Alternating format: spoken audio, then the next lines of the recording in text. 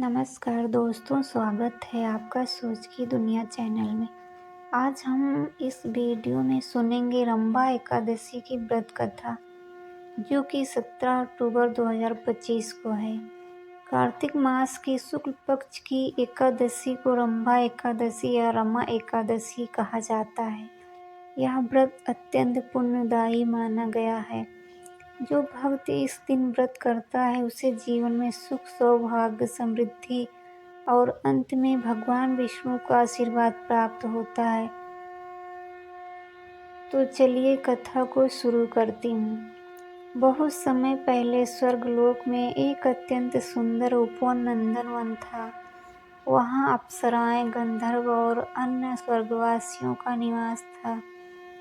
स्वर्गलोक में गंधर्व चित्ररथ अपनी पत्नी मालिनी के साथ आनंद पूर्वक जीवन व्यतीत कर रहे थे। चित्ररथ बहुत ही सुंदर और साहसी गंधर्व था और उसकी पत्नी भी उससे अत्यंत प्रेम करती थी। एक दिन नंदनवन में अप्सराओं की सभा लगी। उस सभा में रंभा नामक अप्सरा भी आई। उसकी रूपवती छवि और मोहक नृत्य देखकर चित्ररथ मोहित हो गया। उसने अपनी पत्नी मालिनी को भूलकर रंभा की ओर आकर्षित हो गया। तभी इंद्रदेव, स्वर्ग के अधिपति इंद्रदेव ने यह देखा और क्रोधित हो उठे।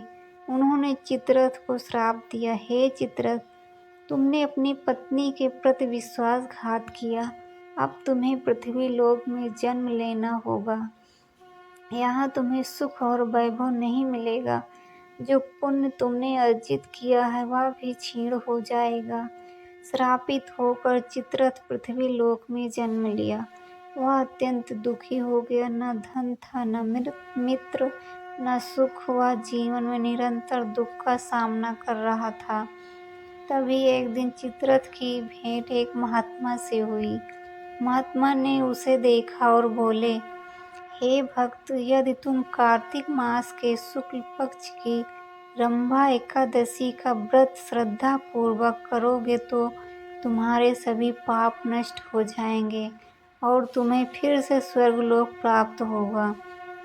चित्ररथ ने महात्मा की बात मानी और पूरी श्रद्धा और भक्ति के साथ रंभा एकादशी का व्रत किया। उसने दिन भर फलाहार रखा, भगवान विष्णु की पूजा की और रात में जागरण किया। अगले दिन द्वादशी को ब्राह्मणों को दान देकर व्रत का पारण किया। व्रत करने से चित्ररथ के सभी पाप समाप्त हो गए। उसका दुख मिट गया और उसे पुनः स्वर्गलोक में स्थान मिला। वहाँ वह रंभा के साथ आनंद पूर्वक रहने लगा।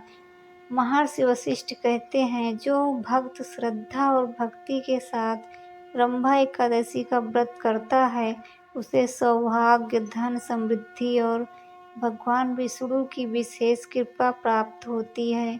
वह जीवन में सुख, शांति, वैवाहिक सौभाग्य और अंत में विष्णु लोक को प्राप्त करता है। इसकी व्रत विधि: एकादशी के दिन प्रातः स्नान कर भगवान विष्णु की पूजा करें। दिन भर फलाहार या निर्जल व्रत करें। रात में जागरण करें और विष्णु भक्ति में लीन रहें।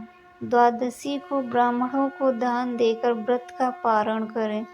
रंभा एकादशी न केवल पाप नाशक है बल्कि यह जीवन में सुख, सौभाग्य, समृद्धि और मंगल लेकर आती है। जो भक्त इसे श्रद्धा और भक्ति से करता है उसे भगवान विष्णु की कृपा अवश्य प्राप्त होती है।